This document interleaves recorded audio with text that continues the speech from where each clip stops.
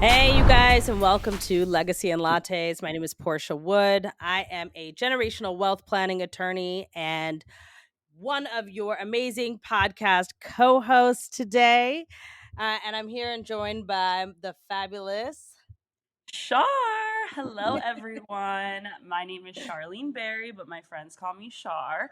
I am a young professional, also in the legal world. I have worked in law firms since I was 18 years old.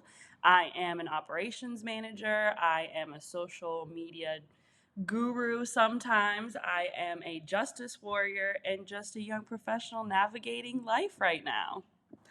Hey, y'all. And here with Legacy and Lattes, we are going to be talking about it all. We are going to cover everything from dating, relationships, entrepreneurship, business ownership, professional settings, and really anything else that comes up as Everything it in comes up. between, what's going on in the news, what's relevant to our area of work that we work in. If you wanted to talk a little bit about that, Portia, the type of law that you practice in. Yeah, absolutely. So, one of the things that I do is I'm an intergenerational wealth planning attorney. When I first came into the legal setting, it was kind of by accident, right? I was going to be in public relations. If you couldn't tell, I was supposed to be out here talking to y'all.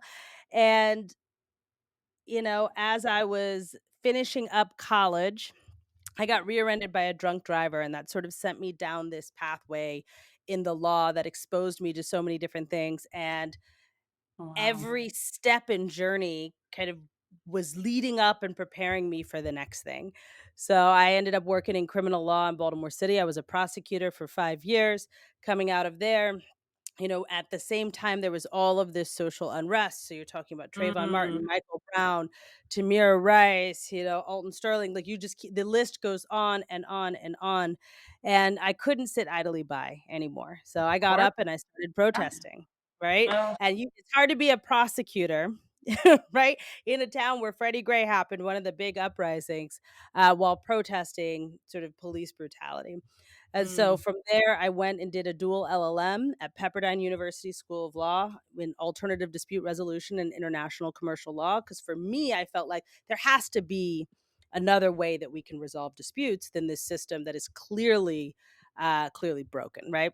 mhm. Um, all the while volunteering on things like the cohort and commission that was reviewing the grand jury transcripts in Michael Brown's case, trying to understand and synthesize for the public, really what happened there. Because there's the Wow. headlines and then there's the behind the scenes. And Right. the thing that kept coming back to me was the question of how come we can't make these advancements? How come in Mm, Black and brown communities we are not seeing economic growth despite having achieved more access? Right? mhm. Why is it that we are constantly starting over from zero? Yes, there's the war on drugs. Yes, there's a criminal issue. Yes, there's a housing issue. Yes, there's an education issue. But even despite all of that, we have still been able to amass assets. How is it that those assets don't last? So for Mm, me, that question plagued me. And it got to a point where I realized that it was the planning that was missing. Having right. really and true comprehensive planning to be able to protect the assets that we'd accumulated. And with that knowledge, my mom and I started a law firm, Wood Legal Group, and we set out to protect our communities, right? The Black and brown communities, to make sure that everything that we worked Mm, for wasn't getting lost in the sauce.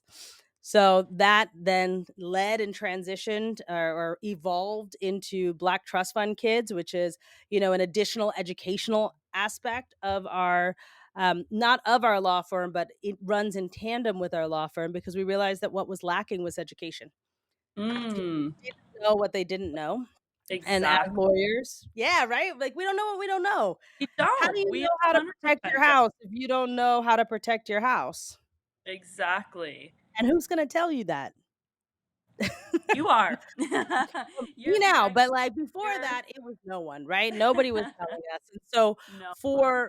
for us, it was about how do we arm people with the information to be their own advocates, and then from Mm, there, that's where this came in, right? There's this whole conversation here, Shar, about women, about legacy, about life, and having a safe space to come in and listen and exactly. understand and hear the journey 'cause I don't know about you, but the pandemic rocked me Oh, heck yeah.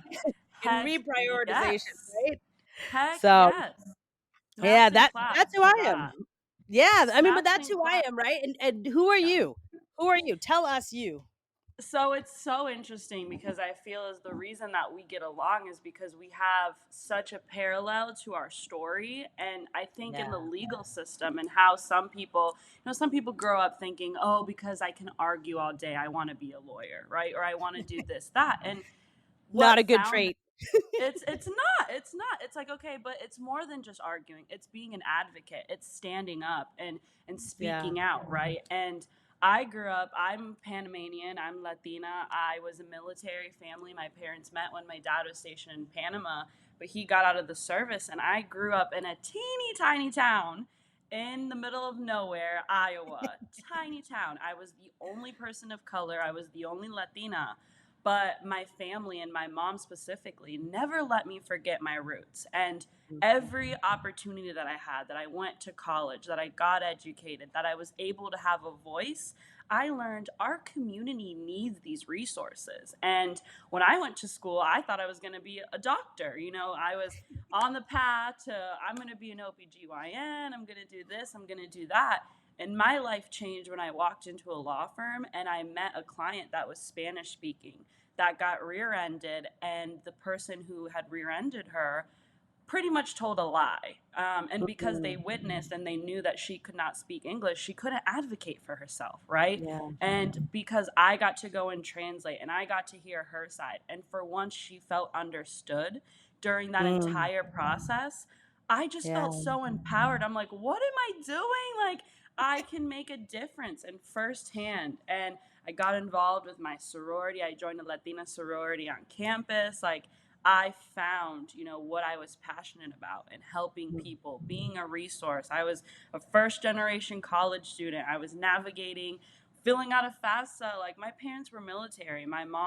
We're first generation immigrants to this country. So when you put a FAFSA in front of her, she's like, what is this? Like, I don't What is know Okay, any first of of all, hey, this. I'm not a first generation immigrant, and they put a FAFSA in front of me, and I was like, "What is You're this?" still anyone, right? And we have so many commonalities that our communities, we resonate with each other. We're like, we all have our own burden, our own walk of life. But the fact that we can come together and help and nurture each other in the expert fields that we have, like, the only reason that I'm in this position is the community that was built around me, that brought me into their arms and said, I'm going to mentor you. I'm going to show you the resources that I have for you. Yeah. So and when you and I connected, we're like, oh my goodness, we know so many people. We need to have these conversations with our community, be knowledgeable, and maybe spearhead that, have those even uncomfortable conversations. We're all going through things, and we're all going through things that are very similar, and we're not alone in that. And even you're a mother, you're a single mother, like the things that you go through. And empowering things that you go through. You know what I mean? Like all of that. Yeah, I mean, the I love to say the world is our oyster, right? That's something that when I was growing up, was something that was instilled in me a lot. The world is your oyster. You can do anything if you work hard. You do these things, right? And I truly believed that I could do anything until I had a kid. Mhm. And No. not to take anything away from the people who are considering having kids, absolutely do it. It's a great experience. But the reality is that I realized that the world can be my oyster, but Mhm.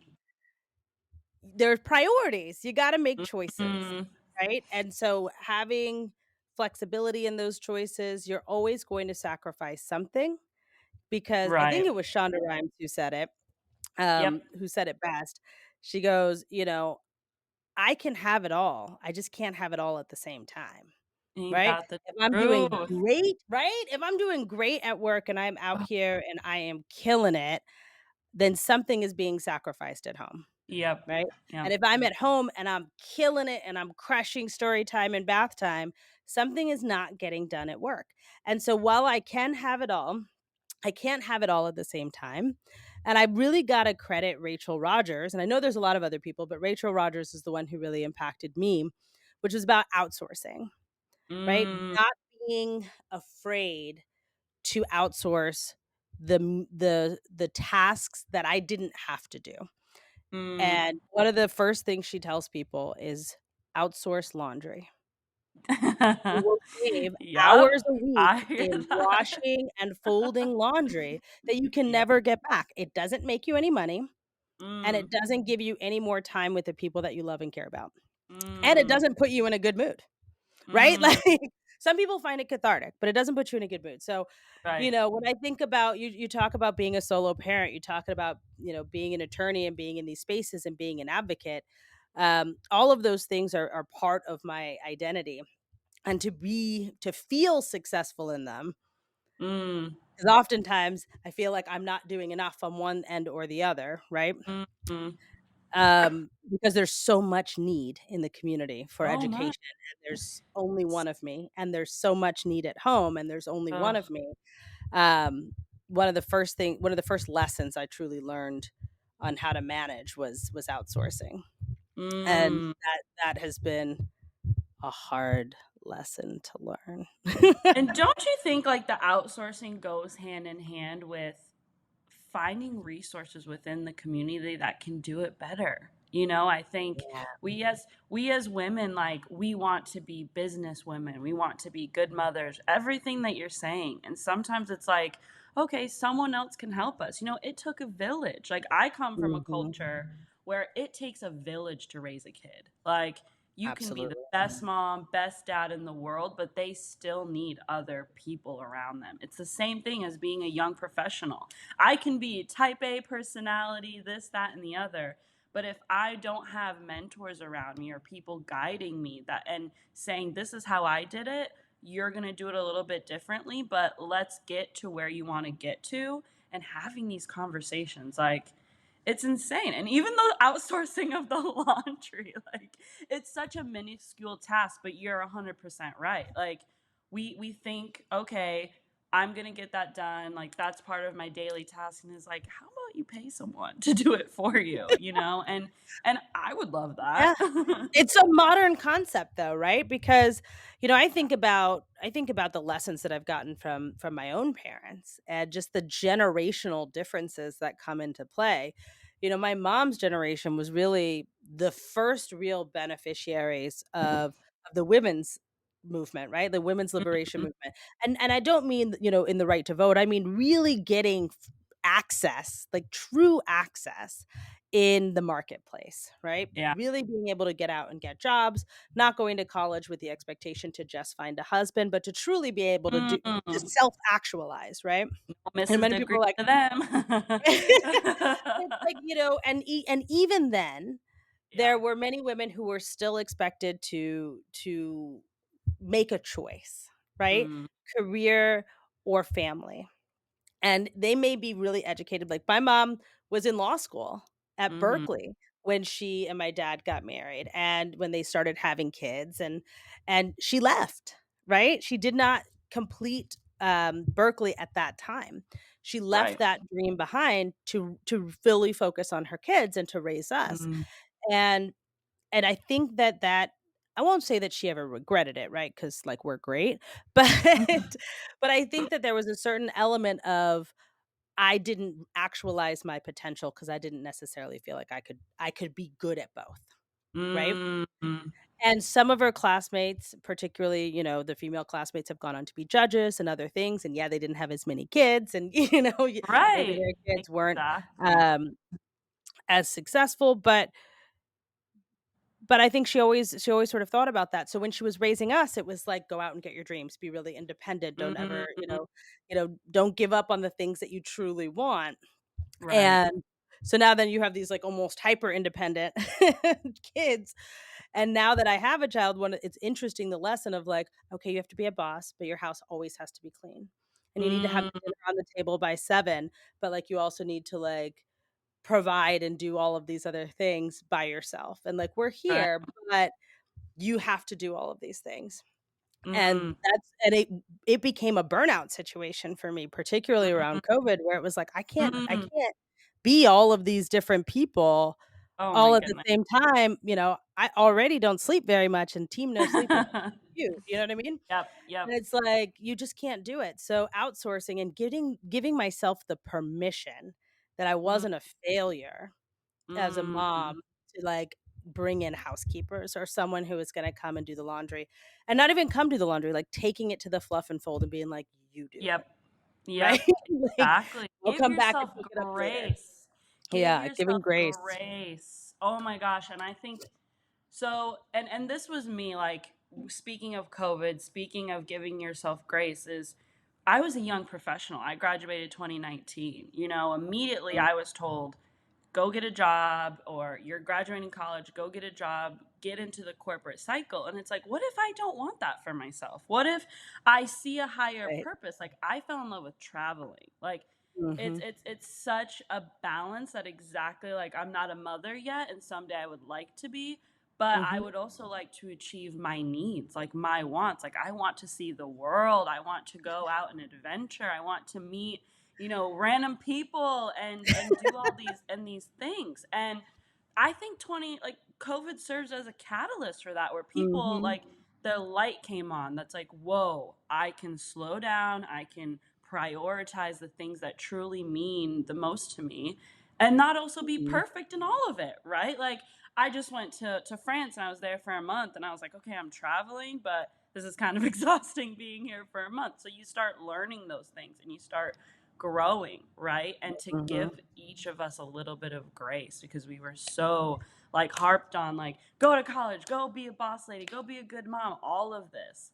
And so it's interesting because we talk about this all the time, that we're at different points of our life, but they're like crossroads, and I get you. I see you. I hear you. I'm like, listen, mhm. respect to that, and respect to the women that came before us that laid down, that they were great moms, that there wouldn't be a Portia without, your mom, or without my mom, without, all of those things all together. So it's just navigating it all and having these I conversations. mean, it's true, it's true. The Yeah. thing that's so interesting is, like, you are of the generation where it was completely acceptable to be like, "We self-actualize," right? Like, I am an Mm, older millennial. I am on the older end of that, of of the millennials when we think about them. So, like, I'm of the generation where it was like we still played outside. We had to, like, come in when street lights came on. Like, the only way to figure out where your friends were as a kid was, like, you had to see where the bikes were outside, right? You had to, like, look yeah. for them, because if you didn't Mhm. catch them, that was it. And we remember what life was like before the internet came in and connected all of us, right? The Mhm. dangers of stranger danger in that instance. And we also are too old now to really be like TikTok stars in our teens, right? Like, we're just like, But we are don't say not that there. because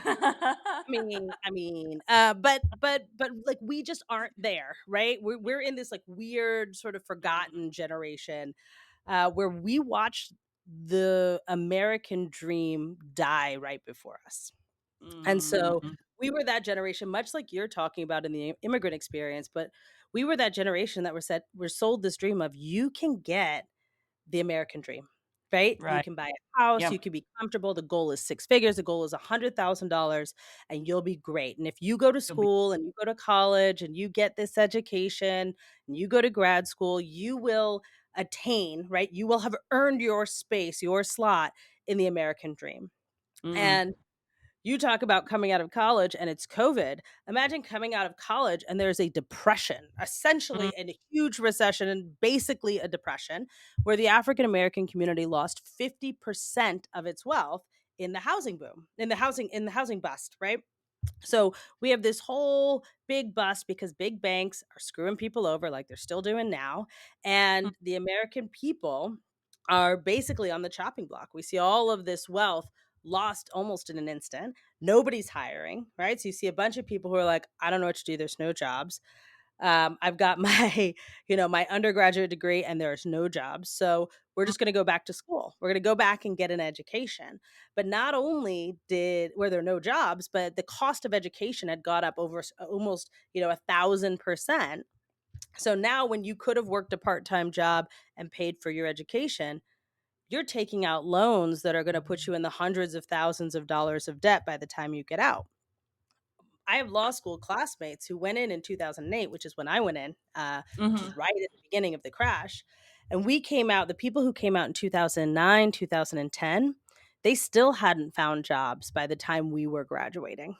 Oh my So now goodness. they're competing with us for Yeah. first year jobs and they weren't getting them, right? So we slowly watched this American dream die right before us. And then when we Mm, think about housing and the ability to get access to housing, that further complicated things because all of the housing prices kept going up. So now you've got saddled with incredible debt that you can never discharge unless you die, right? You can't even mhm. discharge it in bankruptcy. They set the interest rates at like 8% when we came in. You couldn't even shop it in the market, so Right. they It was forced you into just this debt situation, I said, "This is and then what they you're gonna." raised the cost on everything. So, like, everyone of my generation was like, "We can't go out and travel and do all this self-actualizing and, like, what do we wanna be? Like, we gotta work 5 jobs and Uber and our Oh, house hack with roommates just to try to figure out how to make ends meet." So, and I I feel like hear you on the history is travel, but I don't know. That's it's not for us. repeating itself. Like, I truly It is, believe, that's like, true. even my I had a lot of classmates that were in that similar situation. Like, I don't think we're necessarily at a depression or recession just yet, but I think we're getting there. We're getting Oh, there, no, we're and there. We're there. like, but these are things again, I don't know. Like Yeah. I and it's conversations that need to be had, like especially when you're saying you've lived through it and you have me that I did not I think I was in 2007, I think I was 10 years old. So I Oh remember my god. I remember some of it, but I didn't like I remember we moved to Iowa. My parents were like, "Listen, it's getting a little crazy in Virginia." We moved to Iowa officially. Mhm. And at that time, like, so I don't remember. So if you're saying that history is repeating itself, it's like, how do we protect ourselves from that fallout again, right? What can we put in place? How can we protect each other as a community? Saying, like, hey, here's a heads up. Like, here are all the red flags. We talk about red Yeah. flags in relationships. We talk about red flags and, like, give me the red flags about my money. Like, Mm. what do I need to be What do doing, I you need to know? do? Yeah. The red flags about money, and that is definitely an episode we're gonna talk about because money is a thing that you and I both like to chat about, especially financial freedom for women and people of color. But when I think about how do we protect ourselves, it's so multifaceted, Shar, Hmm. right? There's the Yep. protecting ourselves of, like, how do we make sure we're investing and we're All of in it. positions that are gonna pay us fairly for the work that we do? Yep. How do we make sure that we're not gonna end up on the chopping block when layoffs happen, right? Mm, Particularly like what we saw when COVID started, women, particularly women with children, still yep. bear the majority of the brunt of the household labor, and so we were the ones who left the workforce in droves and still haven't fully returned, right? So Yep. we created these secondary and ancillary careers. You see so much around social media marketing, see so much about affiliate marketing because people literally had to make something out of nothing. Mhm. And the internet gave them the tools and the access. But I also think about just women's rights and the stripping away of women's rights that we have seen Mhm. in this country over the last few years, not just as it relates to COVID, not just as it relates to the workforce, but really women's rights to themselves, right? To be Mhm. able to make decisions for themselves. And I think back to just the timeline, right? I Mm, talked about my mom and I talked about kind of what that experience was like just a little bit. But in her lifetime, in 1971, the Supreme Court finally ruled that private employers could not refuse to hire women with preschool age children. oh So my before goodness. 1971, right? Like before Oh my 1971, goodness. if you are a woman with preschool age children, you could be denied employment just because you had a child. I mean, and that's crazy to me, right? So you've been denied the ability to get employment when you have preschool age children. What happens if your spouse dies? What Mm, happens if they divorce you? Right? What mm, happens in the instance where you don't have access to make choices about whether or not you carry that child, and now you can't get a job. How do you provide, right? And then we go on to the next year, which is 1972, and the Supreme Court finally says that the right to privacy allows an unmarried person the right to use contraceptions. Okay, right? But when we're thinking about it, it wasn't until 1972 that a woman became a CEO of a Fortune 500 company. So 1971 lays the stage. You can't deny women who've got children, elementary age children. 1972, you can take control of your own destiny. And then 1972 again, a woman finally becomes the very first woman becomes a CEO of a Fortune 500 company. 72. Like, It's I mean, crazy. I wasn't born yet because I'm not I that old. wasn't born yet. But I I wasn't mean, like, thought of yet. my parents were born. They were here. Right? It's 1974, I wanna and I put this, in the chat for you, Shar, but in 1974, and I wanna because we talked about housing, in 1974, Congress outlawed housing discrimination on the basis of sex and credit against women. 1974. So before 1974, women could be discriminated against in housing on the basis of just being women, which is mm, crazy. You couldn't get a house. And then again, 1974, the Equal Credit Opportunity Act said that banks couldn't require women who were single, widowed, or divorced to bring along a man to cosign, which means mm, before 1974, women were not allowed to get bank accounts or have credit in their own names unless a man signed off as a cosigner. Regardless of how much money they made, they were seen, we were seen mm, as an inherent risk that banks would not lend to, right? So when we think about how do we protect ourselves, mm. it's so much deeper than just like, how do I make sure that job I have stays in place? How do we make sure Yep. we don't go back to 20 years ago or 30 years ago where we didn't even have a right to a credit card without a mail, It right? It's given off Handmaid Tales vibes. it is 1000%. And everything that you're saying, it's so interesting because it's still talked like we think that it's been gone. We think that okay, we know that this happened, history, but history Mhm. just repeats itself, and we Yep. start making a farce out of it. Like, have you? And I know we're also going to talk about pop culture on here sometimes, and that's Yeah. kind of my forte. But even the Barbie movie, Yeah. there was a lot of underlying, we as women, like it's so impossible to be a woman. Like you want to Mhm. be the best mom, you want to be the best boss, you want to be Girl. healthy but not too healthy, like that entire scene. And then you go into, have you seen the movie Leave the World Behind, where it's like all of these things that No. are happening and continue. Okay, watch it. I gotta add Because that to the list. Leave the world that behind. it's called Leave the World Behind, and everything that's happening, like something's got to give. At some Mhm. point, something has got to give because we're learning these things, we're becoming self-actualized, but nothing's Mhm. changing. Nothing, like we're inching a little bit, but it's still not enough. Like I didn't know the first female CEO wasn't until 1972.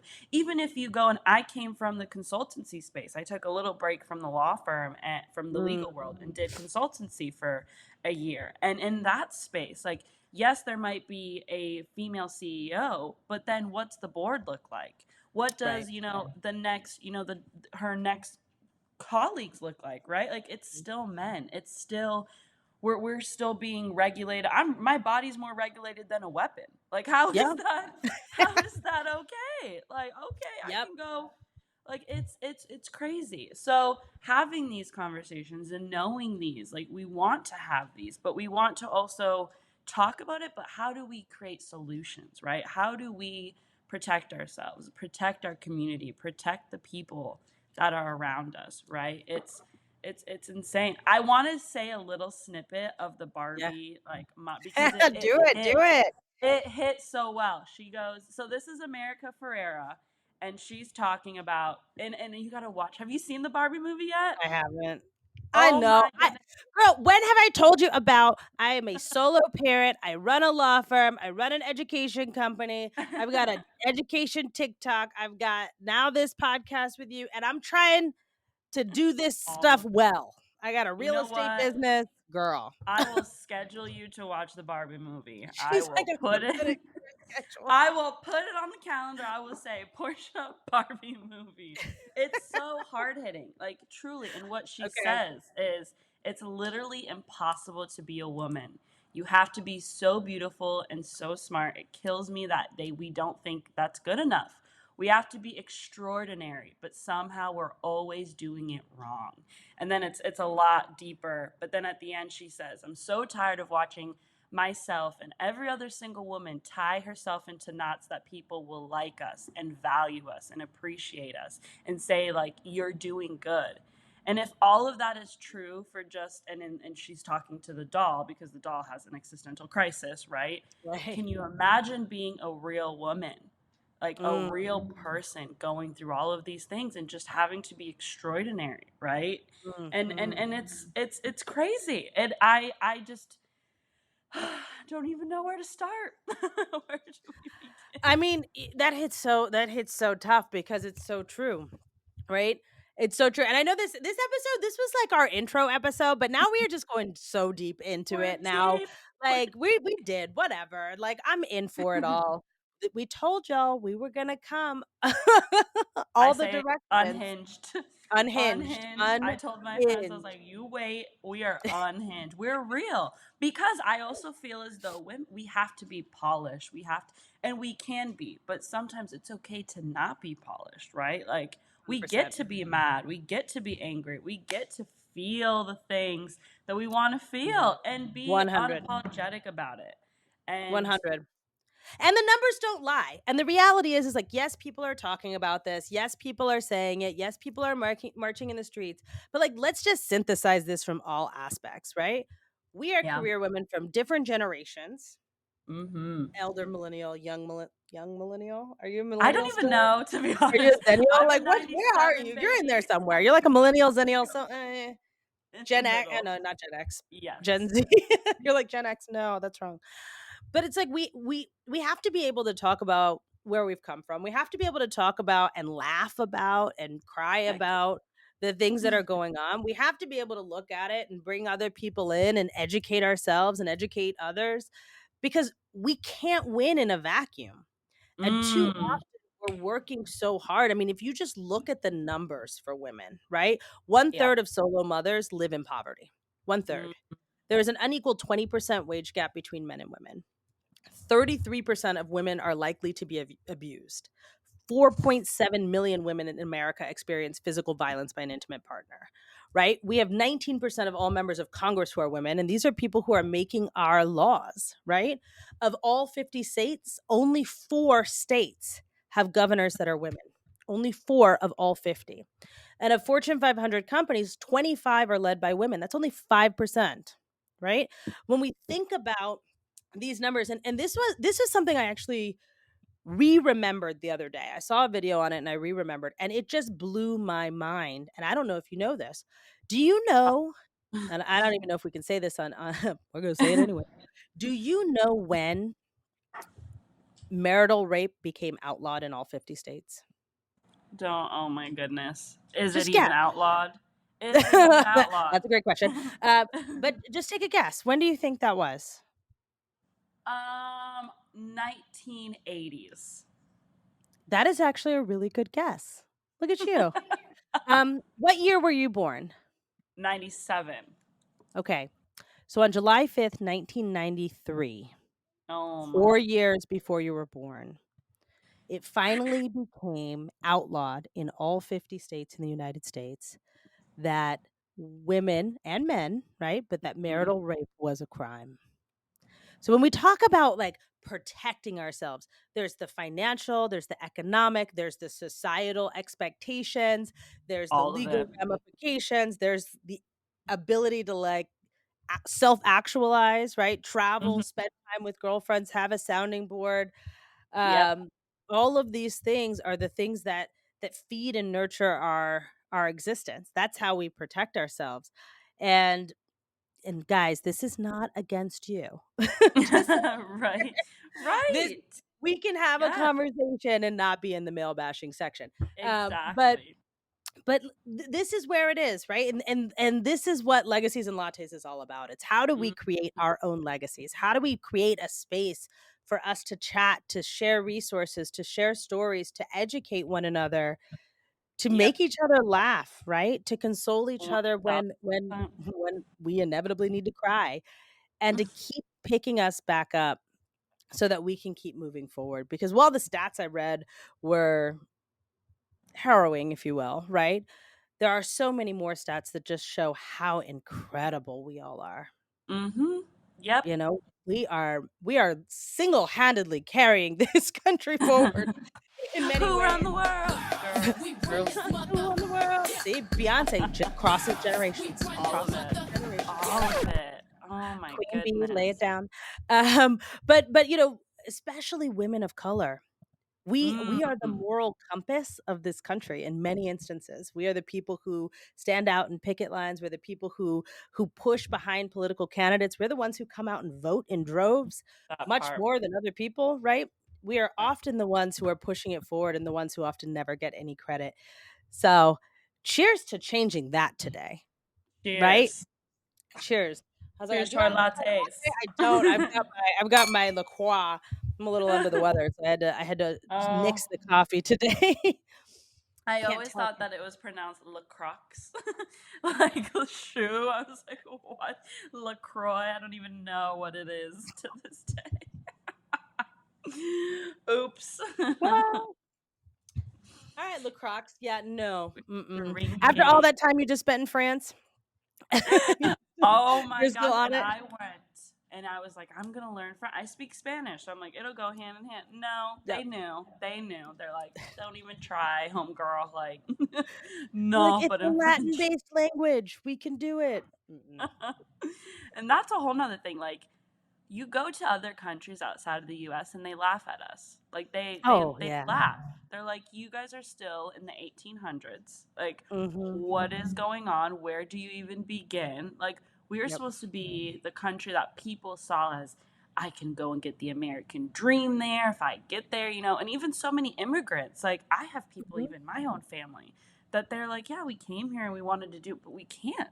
Like you just Mhm. can't anymore. You know, like you work a good exactly It depends. It depends, right? It depends on what is it, the model immigrant story, Mm-hmm. right? Yep. There are certain systems that are set up in place, and I think it's community based, right? Where there are certain communities that have a system for structuring that Yep. immigrant experience to really take advantage of the American dream. But all of that comes down to access to capital, right? Being able to access the credit system or banking system or some kind of financial system to be able to leverage it. Mm-hmm. And if you're in a position where you can come in and perhaps you're Korean and you can go to Koreatown and you've got your own banking system that you can go in and you can get access and someone is willing to lend you credit for your business or other things, you're going to have a different experience than someone who has to come in and try to figure it out on their own, right? Right. Yep. Um, and then when you think about, the story that just came out recently, I don't even know if you saw that, but according to CNN, right, 77% of white applicants were approved for credit, 56% of Latinos, and 49% of Blacks in 2022. There was a 28.6% gap between white and black applicants, and it was the largest among 50 of the top institutions. But not only that, they also went on to find that the white applicants that were getting approved had lower credit scores than the black applicants. So they were actually less credit worthy from a just traditional line by line item Yep. uh, Yep. evaluation. And so when you think about all those things, how can you possibly come in The and system's already compete, built against you. Like, what can you right? do? What What can you do? can you do? Well, you can do a lot, right? And you can learn from the concept of community economics, Yep. because there is an opportunity for us to all come together if we understand the challenge, right? If we know what we're up against, we can make a different choice. That's one of the Mm-hmm. things that my sister and my cousin and I did, right? one third of solo parents are or solo mothers are in poverty. And so we said, okay, well, how do we ensure that we can continue to build our economics and support our families and do all of these things and build assets in these single parent homes? And so we pooled our resources and bought a multi unit um, investment property. And we worked on that together. And it would have taken each of us individually years longer to save up the full down payments we would need to get into this building. But by doing it collectively, we were able to move much quicker and much faster. And now that property is working for us, almost from day one. And that's Right. something anybody can do in a friend group, right? You don't have to wait for your spouse or, that knight in shining armor to go out and Mm. start your economic journey, right? We're boss Snaps. queens, right? And, you Snaps. know, since the '70s, we now can get credit, go get it, right? Like, Woo! woo, woo. But, understanding the structures, understanding how money moves, right? Those are things that we're gonna be talking about here, but understanding how money moves so that Yeah. we can make creative money moves to truly self-actualize. Figure out how Mhm. to be moms while making money in our sleep, while on the beach, while running our multi-million dollar, dare I say, billion-dollar companies, and let's go out and Ooh. get this. All of the above. All of All the of the above. above. It's Um, all so exciting. All so yeah. and it's to me, I see it as so admirable of you and the people that came before me and the women that came before me that to me this is like a big sister conversation, right? Like we're not family by blood, but we're family by community, and that's Yeah. something that's so powerful that I have people in my corner like you that are like, hey girl, this is how I did it, let's help you or find other avenues, right? Yeah. And that's something that I've always just been awestruck about is tell me more, educate me more, and it's not always in education either. Like, okay, go get your degree, go do that. But what's your street smarts? Like, what are the street smarts that you're being taught, right? Mhm. And that's what Mhm. these that we wanted to start this podcast about and to talk about. Absolutely. 100%, because we've all learned something different from our Mm, upbringing, from our educational background, from our social communities, right? We all have experienced something different we have something to add to the conversation. boom. Right? Because so many times we get caught up. I mean, yo, you are a boss lady out here, but you're also a boss at home. You're constantly taking care of stuff. You are handling your business. Yep. And it's hard to do all of the things all the time, Yep. right? So Yep. bringing in other people from the fold who say, "Oh, well, I've done this, and let me give you the trade secrets, if you will." Not the real Yep. trade secrets. We're not talking about legal liabilities here, guys. Just putting that out there. But not have you reinvent the wheel. And for Yep. many of us, we don't have necessarily that example for this moment because this moment has never existed before. It has not. You're right. 16 years ago, there was no Bitcoin, right? Yep. It's legal tender for countries. So understanding what the heck is cryptocurrency and how does the blockchain work and why do I care? Mm-hmm. 16 years ago, right? There was no TikTok. 2 years ago, there was no Chat GPT, right? All When we yep. think about YouTube millionaires, I mean, Ryan's world, the concept of children unboxing toys and becoming the largest paid YouTube star in the world, right? And getting toys in Target and all this other stuff. It's like that was unheard of Yeah. 10, 20 years ago.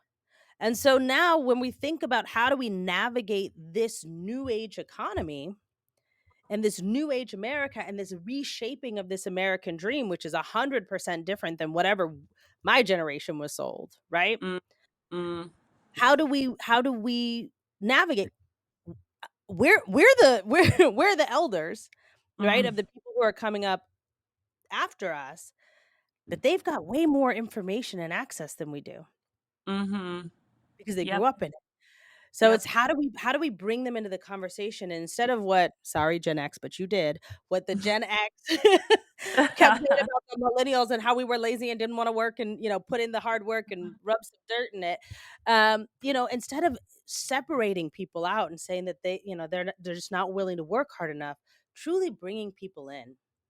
Saying, "How do Mm, we collaborate more? How do we mm, take what we've learned in this traditional setting and add it into what you know about this new age setting, and how do we create something that's truly beautiful?" mm.